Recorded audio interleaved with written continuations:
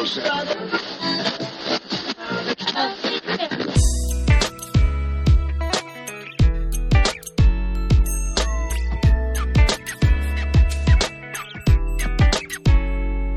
everybody, and welcome to the Pre-Accident Investigation Podcast. I'm your loving host, Todd Conklin, and you're in for some fun today. So the year is zooming by, as years tend to do, and here we are in the fall, the autumnal section of the year, which I must admit, and probably I should spend a couple seconds just kind of talking about it. It is by far the most beautiful time to be in the Rocky Mountains. I don't know where you're from, but I bet it's gorgeous. I love it there, and I've eaten at a great restaurant. I can pretty much say that everywhere in the world. You pick a place, I can say that. But there's nothing quite like New Mexico in the fall. So imagine, if you will, the smell of roasted green chili, of piñon pine, of fireplace smoke, all kind of mixed together in a non-urban, rural setting where the nights are crisp and bright and the days are sunny and warm. And if you can imagine that, multiply it by about 7, and that's kind of what it's like in Santa Fe. It's gorgeous. If I haven't invited you yet, you're all invited to come to Santa Fe. Please come to Santa Fe. I'll take you to someplace painted brown, and we'll eat some kind of burrito, and it'll be fun.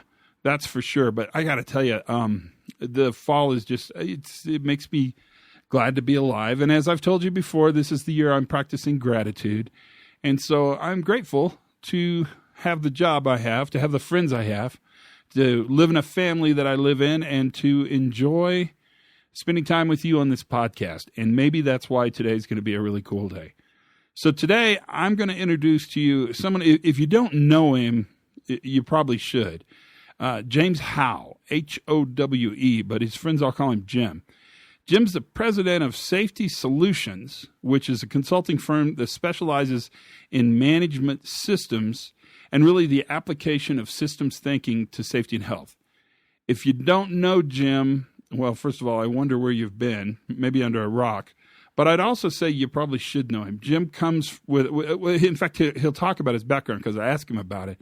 But he comes to us from the automotive industry, where he was very, very instrumental in creating an automotive industry worldwide that flatly just didn't kill as many people. But what he really is a great guy.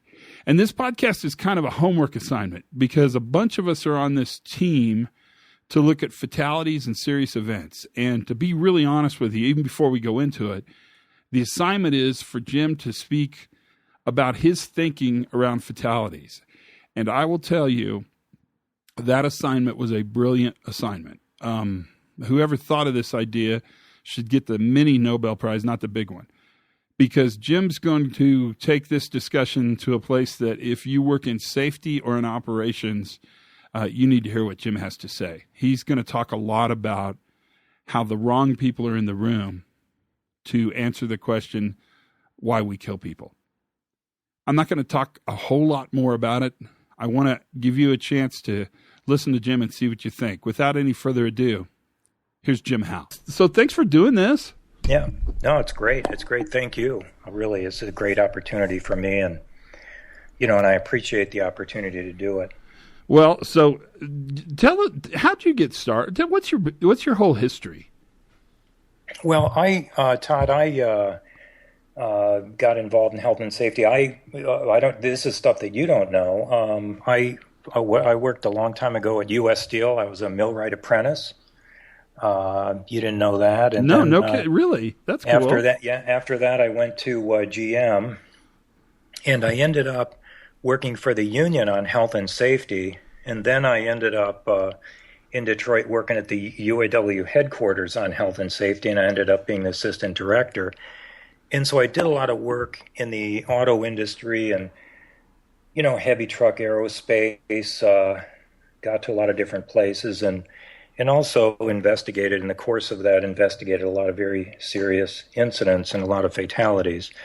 And then about 10 years ago, I retired and set up my consulting business. But through all of that, I think I was influenced a lot by a lot of things that had went on in the auto industry, not only in the area of health and safety, but in the area of quality and other areas.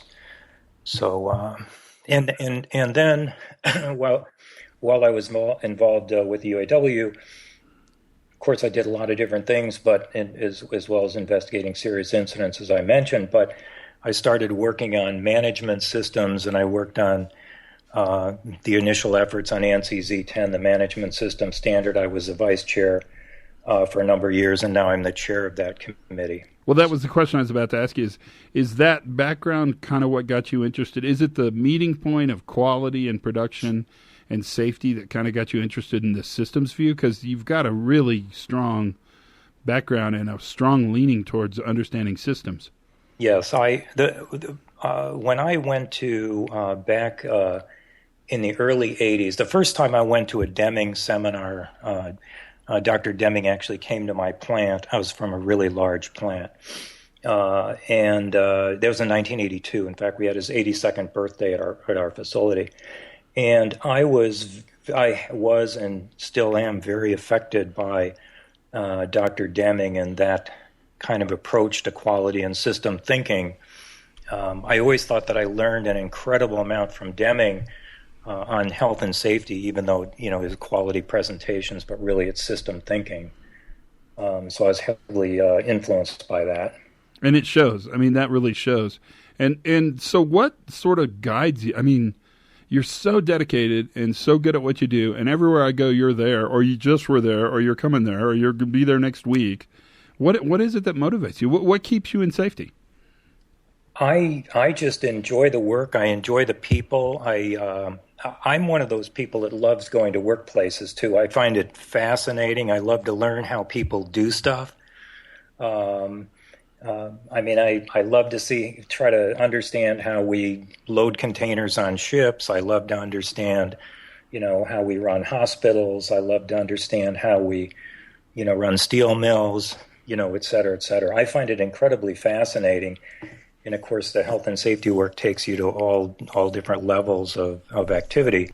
So I just really enjoy doing it, and I find it an incredible opportunity to learn. I love just learning things and reading and, working with people and trying to, figure out solutions to different problems. So let me ask you this, and maybe I should start by, let me preface what I'm going to ask you by saying this.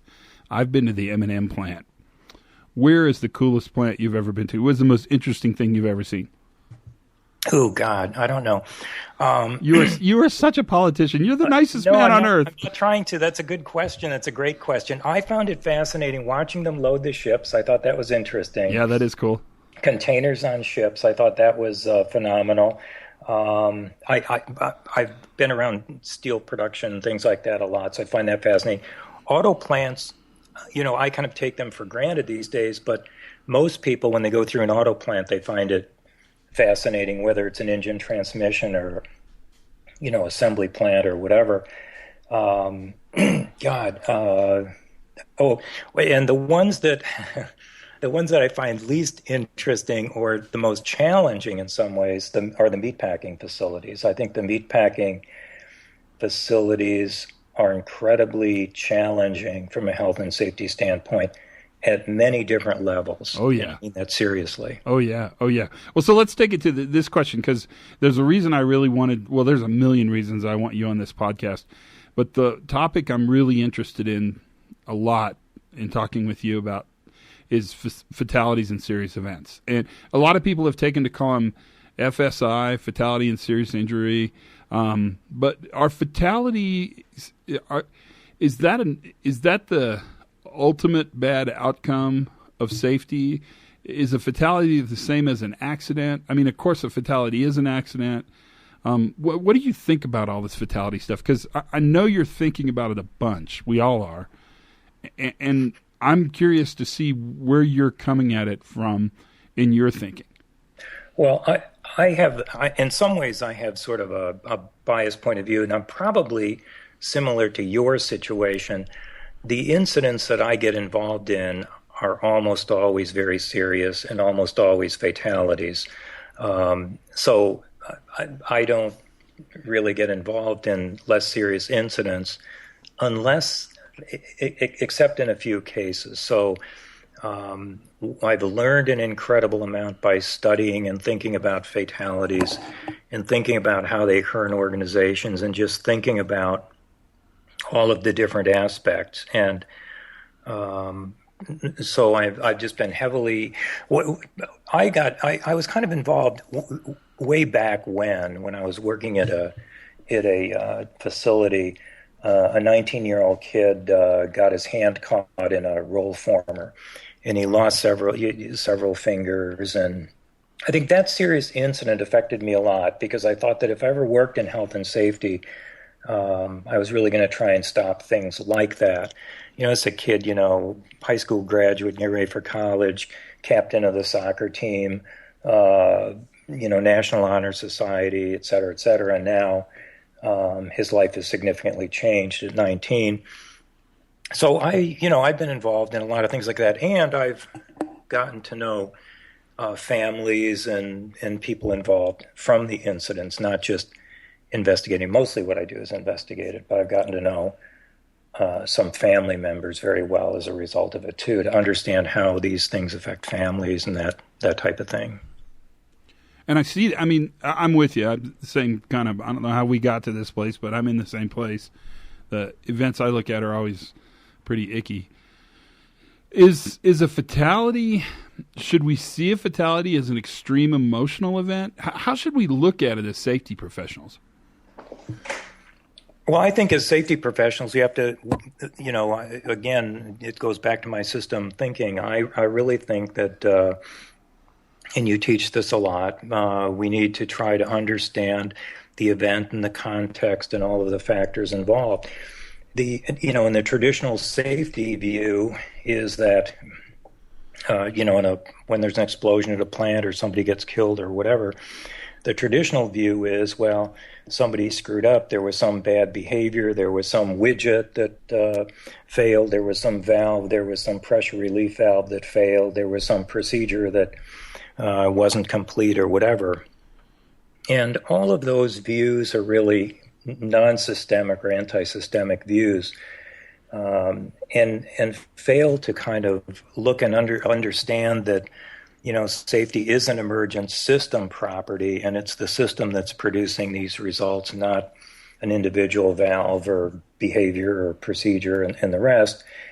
And that one can't even understand those things unless they understand the context and the interrelationship of those things with many other factors, including, the organization, the culture, the communication levels, et cetera, throughout the organization.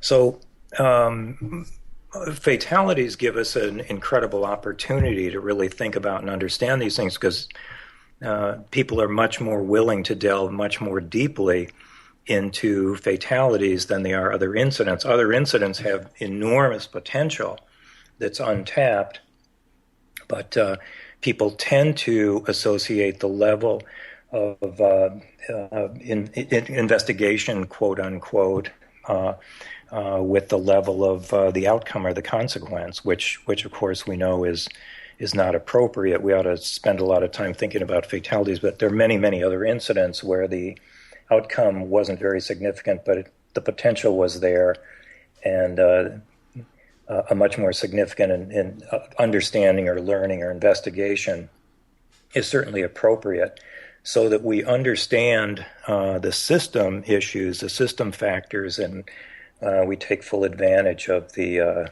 situation and the potential learning. Because the other part of it, and again, I think probably most people on this podcast know that when a serious incident like that occurs, the organization, there's a willingness on the part of many in the organization to step back and really look at what they're doing, and there's an openness to change. And that's a fairly small window sometimes with some organizations, but there is an opportunity, a significant opportunity at times, to make change. And that burning platform, that we really have to leverage that.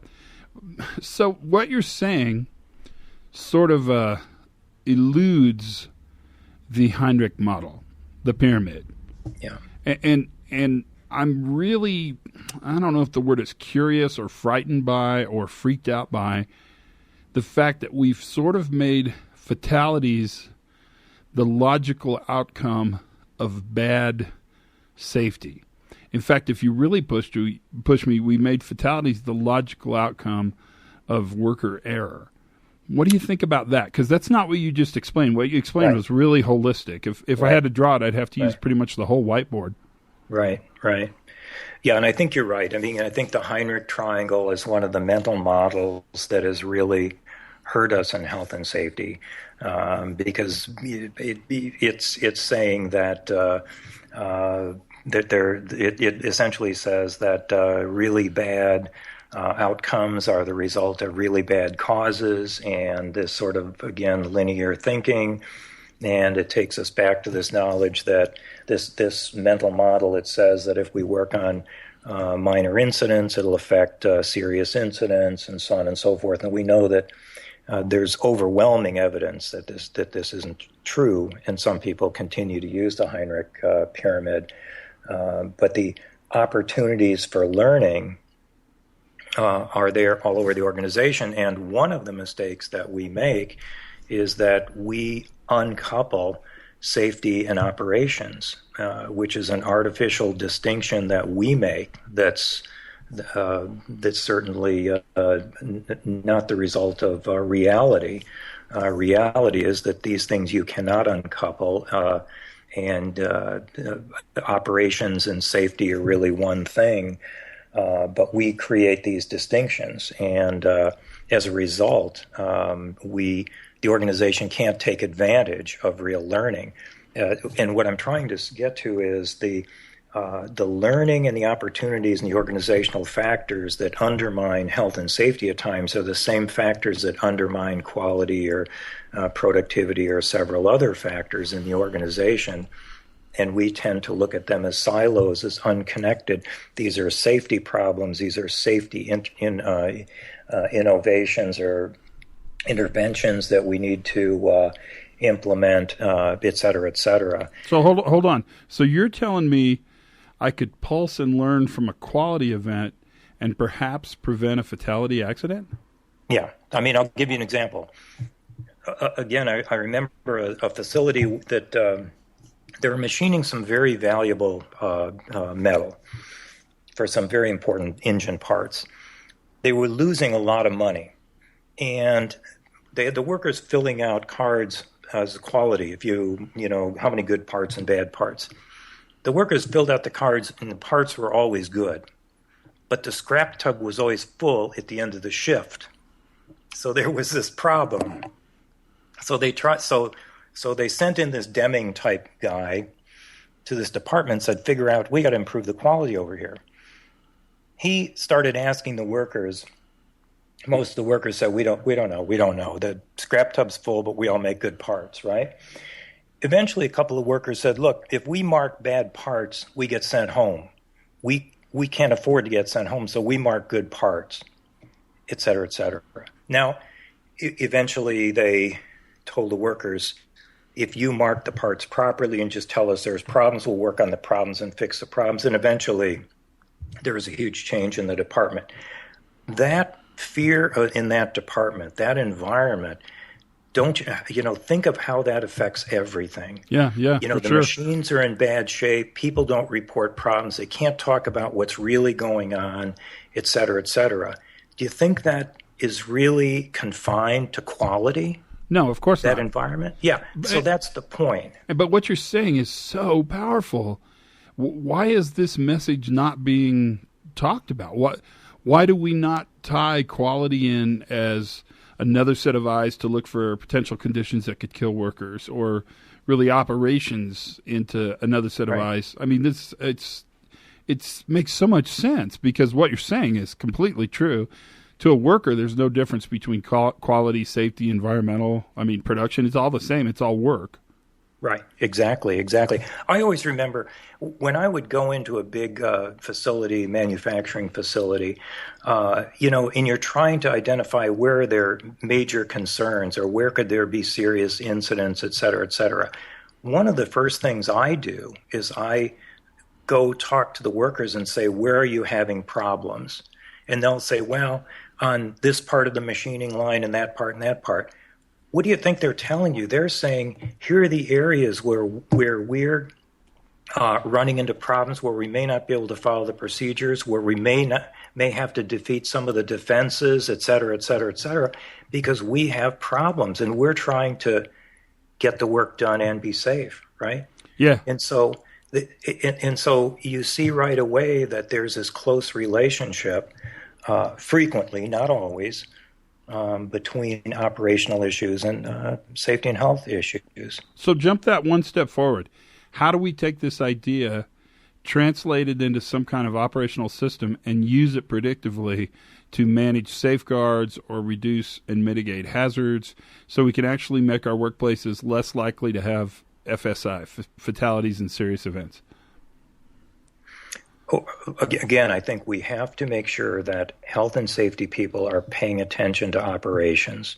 If you at the average, and again, I'm painting with a broad brush, and there's certainly many exceptions, but the average health and safety person has their plate full. They're trying to deal with the quote-unquote health and safety problems, and they're not even aware of where the major operational issues are and problems that are really challenging, workers and supervisors and the rest, and dramatically increasing risks, because obviously we know that hazards and risks are dynamic, and we know that these operational changes and challenges are creating some new hazards and certainly intensifying risk, dynamically. And so again, the old view of health and safety is, gee, we went and did a risk assessment in that department, and we know the risk on these different operations and so on and so forth. Well, that's great, but that may or may not have taken into consideration the changes in the current operational issues, which again significantly impact health and safety. But this is partially, it's a change that we need to make with health and safety folks, and it's certainly a change that we need to make on the operations side, because too often the message is that obviously safety is the responsibility of the safety folks, and operations and safety are separate, and so on and so forth. And again, when you talk to somebody like Bob Edwards, who works on the learning teams, over and over and over and over, this notion is reinforced that every time they go out and learn about events, whether it's a quality event, they learn about safety issues. When they're looking into safety issues, they're finding quality and productivity issues and challenges. You just can't separate them. We separate them artificially, but they're really not different. So are you saying something this bold? Are you saying we should get rid of safety? I'm saying that what we need to do is, we need to understand these safety issues are really operational issues, and operational folks need to understand those. And what we need to do, one of the exercises I do with people, Todd, is take a sheet of paper, make a line down the middle. We have two columns, and on the left-hand column, write all of the things that you do as health and safety people that are non-systemic activities that tell the rest of the organization safety is the responsibility of the safety department, that create barriers between safety and operations, so on and so forth. On the other hand, on the other column, write down the things that you do that build the system, that empower operations to take over health and safety, that build systemic thinking, that it's the system that's producing these outcomes, that safety is a property of the system, not some individual thing. It's not a property of the safety department. It's not a property of a procedure, et cetera. Those are elements, but it's the entire system that you focus on. And health and safety. And so this exercise, people fill the sheet out and they say, "Yep, here's all kinds of things that we do that we know are anti-systemic and that just maintain the old view. And here's a bunch of things that we're starting to do. We may not have time to do, et cetera, et cetera, et cetera." Because One of the things we're trying to do is we need to ask health and safety people to do some different things, but what we also need to be doing is helping them identify things that they should stop doing so they'll have time to do the kind of things that they need to be doing. And almost every health and safety person I've ever met can do that. You can ask them, again, take a sheet of paper, write down the things that you're doing that are really a waste of time, that aren't really contributing to health and safety, and they'll make a list, right? Yeah, a big one probably. Yeah, they alone, it's a system. They alone can't make that change, right? But you're saying something. So listen to this. When it plays, listen to what you're saying because it's amazing. So getting a room full of safety people to talk about fatalities is stupid. In fact, the room needs to be filled with operations people who talk about fatalities, and then operations thinks of ways they can build systems where a fatal or serious injury is not a probable outcome.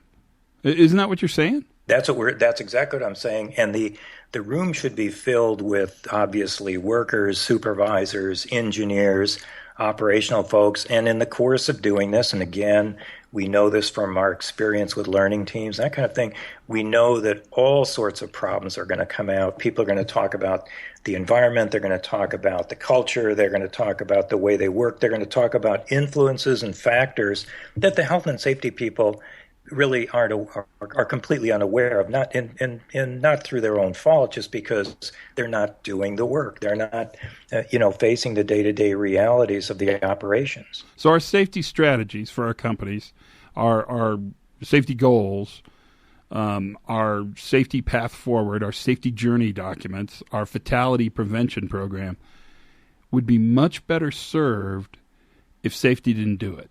In fact, if we were sort of the vessel, the conduit, the facilitator, but really the material, the information, the data comes from the people who do the work or manage the work being done.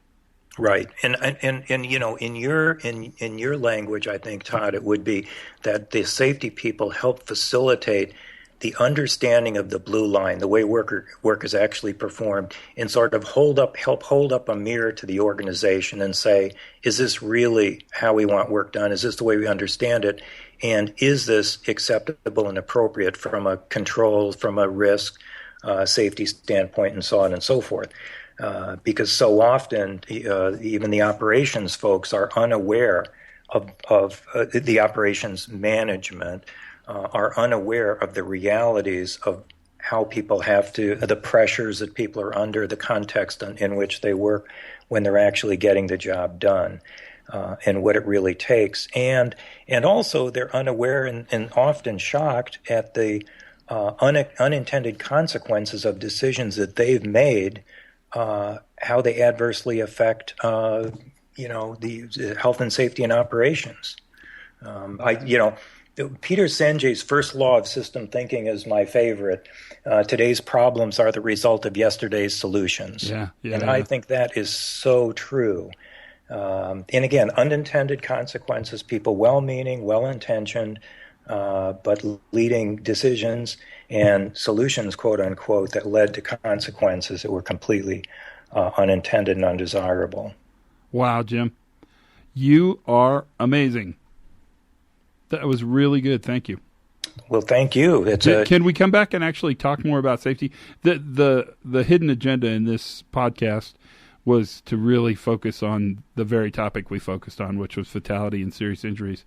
But in about 30 minutes, you made me think a whole bunch about the special project we're on and the special projects that are happening, around the world, certainly in North America, Europe, Australia, South Africa, those areas that are really thinking about this.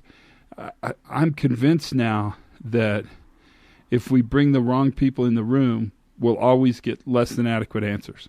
Absolutely. Man, absolutely. You are, absolutely. You're like I don't know what you're like if a genius married an angel, they would produce you, Jim. Well, thanks, Todd. And I just wanted to, hey, and in all seriousness, Todd, I want to thank you personally for how you've helped me. You've had a huge impact on me. I mean, you know that, you're aware of it, and really, I appreciate it, and it's an honor for me to be on one of your podcasts. I really mean that. Thank you, Jim. You're welcome to, because we're all in this journey together, and the one thing I think the podcast does better than anything, and it's kind of an unintended consequence, speaking of unintended consequences, is it really helps build a sense of community. It gives us a chance to listen to each other and to talk to each other. Absolutely. This was great, man. Okay. I don't know why we waited so long. Well, schedules and everything else. Because we're both so damn popular. That's what it is. Yeah. Well, what'd you think? Oh, man. Sorry about that last part. I didn't know whether to cut it out or leave it. The whole sense of building community seems important, so I left it. But Jim's podcast, if that didn't rock your little world, what's gonna? So I think we have the wrong people in the room. In fact, the more I work with this podcast, the more convinced I'm just convinced we've got the wrong people in the room. Don't bring a room full of safety people in to make a safety strategy. Bring a room full of operations people in for them to make a safety strategy, because they know the work at all levels. But the thing that really sort of kicked my butt intellectually is when Jim said really bad outcomes are the result of really bad causes. And, when he said that, I imagined one of those red circles with a slash to it over the top of that. Because what he was saying is our thinking, our mental models are failing us by limiting our thinking, and that we think bad outcomes have bad causes, when in reality, that's never true. That's never true. In fact, it's always the little tiny causes along the way that become collectively sufficient to create a catastrophic failure. And that's where we are on this topic. So that's the podcast. Thanks for listening, and thanks for subscribing.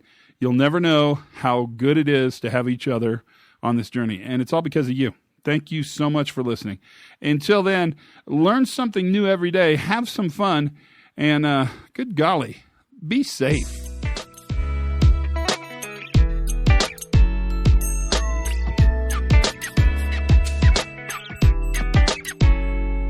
Damn, Jim made me think that time.